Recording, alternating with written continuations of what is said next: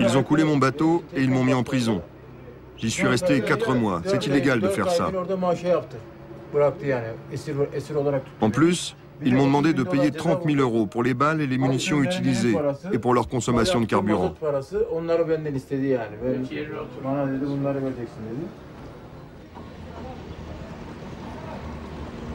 Bilan de cette journée noire, un mort, un bateau coulé, 4 bateaux saisis, une cinquantaine de marins turcs prisonniers. Un simulacre de procès s'est tenu à Odessa après le meurtre du capitaine Durmus. Une affaire réglée en 2 jours sans aucune condamnation. Pour récupérer le bateau, confisqué par les autorités ukrainiennes, le frère de la victime doit payer 450 000 € d'amende, une somme que la famille ne peut réunir.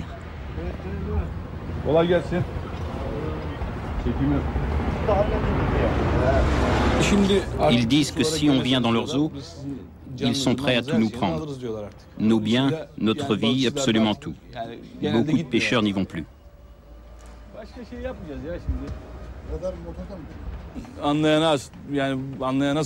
Pour moi, c'est comme une déclaration de guerre. Imaginez un bateau de pêche sans aucune arme à bord. 2 vedettes s'approchent et lui tirent dessus. Comment faut-il interpréter cela? Dans un autre pays, c'était un motif suffisant pour entrer en guerre, mais chez nous, on accepte tout. Nos dirigeants laissent faire.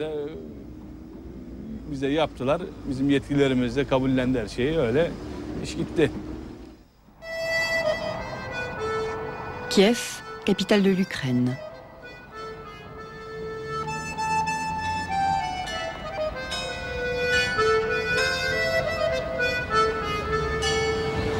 Le déclenchement des hostilités en mer Noire a sans doute été décidé par les plus hautes instances de l'État ukrainien. Ce pays appartenait autrefois au bloc soviétique. En 1991, il devient indépendant et nourrit depuis lors un fort sentiment nationaliste. Au ministère des Pêches, le secrétaire d'État cautionne l'action des gardes-côtes. Nos équipes de spécialistes sont prêtes à mener des négociations pour trouver un accord au plus vite. Mais dans le même temps, nous demandons à nos amis turcs d'expliquer à leurs pêcheurs les règles du droit international qu'ils doivent respecter.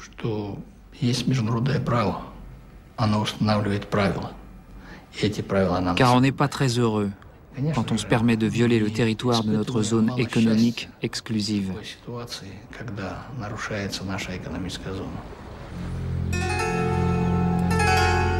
La mer Noire est devenue une zone de conquête où chaque nouvel État veut étendre, renforcer sa souveraineté. À l'époque soviétique, la Turquie et le bloc de l'Est se faisaient face. Chacun protégeait ses eaux territoriales de 12 000. Les eaux internationales étaient pour les pêcheurs un espace de liberté. Avec l'éclatement de l'URSS, chaque pays riverain de la mer Noire, à l'exception de la Turquie, étend son espace maritime en créant des zones économiques exclusives de 200 000, 380 km environ. Dans cette mer fermée, les eaux internationales disparaissent.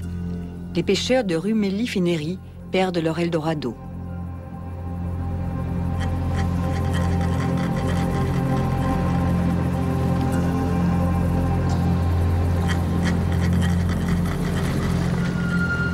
En 1996, les Nations Unies reconnaissent officiellement la zone économique exclusive de l'Ukraine. Pendant plusieurs années, la situation reste floue. S'ils sont informés du nouveau partage de la mer Noire, les pêcheurs turcs n'y accordent pas d'importance. Au printemps 2000, les autorités ukrainiennes leur envoient un message clair, leurs eaux sont désormais interdites. Quelques capitaines prennent peur, mais pour la plupart, ils ne veulent pas renoncer à une pêche aussi lucrative. Depuis 3 ans, ils braconnent. L'équipage de ce navire a échappé de justesse il y a 2 mois à un arraisonnement.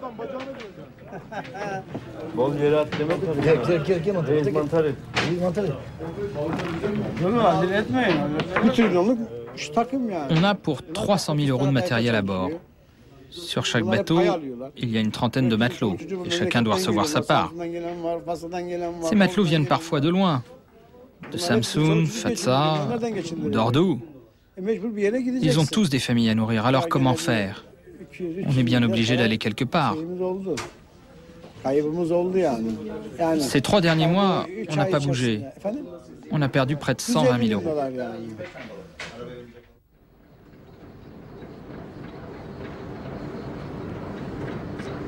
La base de Balaklava, près de Sébastopol. Le quartier général des gardes-côtes ukrainiens semble épargné par la déroute financière qui frappe tout le pays. Navires parfaitement entretenus, du fioul, des munitions, les gardes-côtes ont droit à un régime de faveur. Ils sont devenus, pour la jeune République d'Ukraine, un élément stratégique, l'instrument du pouvoir dans la mer Noire. Ils ont désormais une zone immense à contrôler.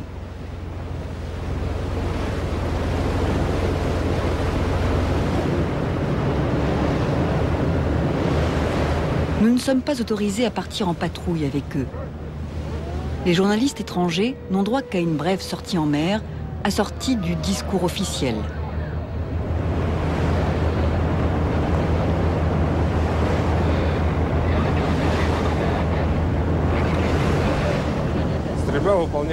Quand les pêcheurs refusent d'exécuter nos ordres, pour les prévenir, on tire en l'air à 45 degrés, pour montrer que nos intentions sont sérieuses. Nous utilisons tous les moyens prévus pour les obliger à s'arrêter. Nous avons même des pancartes écrites en turc et en grosses lettres pour que les capitaines puissent lire. Il y a écrit « Arrêtez-vous, vos actions sont illégales ». Nous savons que cette zone est pour les Turcs une zone de pêche traditionnelle. Ils travaillent ici depuis toujours. Maintenant, le partage de la mer entre l'Ukraine et la Turquie est défini. Les choses ont changé.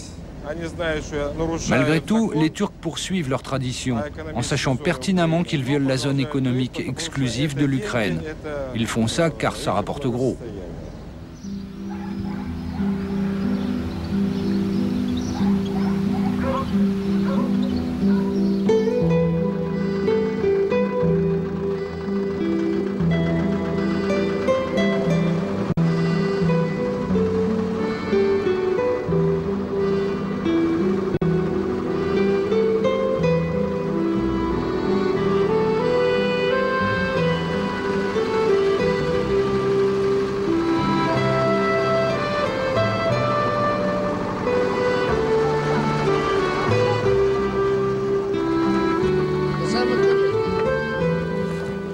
Les Ukrainiens disent que le turbo est une des richesses de leur pays, une richesse qu'ils n'ont jamais exploitée. L'espèce est particulièrement abondante le long des côtes de Crimée, mais il n'y a pas ici de tradition de pêche au turbo. Les hommes n'ont ni les équipements nécessaires, ni les moyens, ni le savoir-faire. Ce poisson n'est pas consommé dans ce pays et n'a jamais intéressé personne. Dans cette baie protégée à quelques kilomètres de Sébastopol, les pêcheurs remontent dans leurs filets les poissons dont les consommateurs ukrainiens sont friands.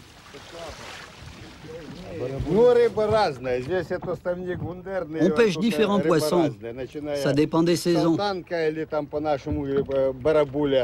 Dans nos filets, on trouve des sprottes, des anchois, des kilkas, des sardines. C'est pas le poisson qui manque.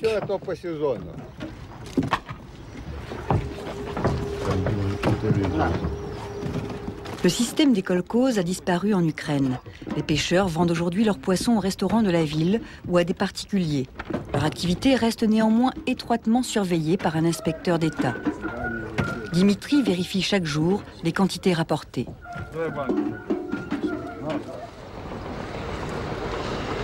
Igor arrive 1 heure plus tard. Il a posé ses filets en dehors de la baie. Il revient avec 3 turbos. Pour l'inspecteur Dimitri, il serait temps que l'Ukraine se réveille, qu'elle prenne exemple sur la Turquie, qu'elle exploite enfin ce trésor de la mer Noire. Les Turcs ont les moyens de pêcher le turbo. Il faut énormément de filets. Ici, les pêcheurs n'en ont que 50, alors qu'il en faudrait 500. Mais je pense que dans 2 ans, on sera mieux organisé. On va s'agrandir. On pourra nous aussi pêcher le turbo.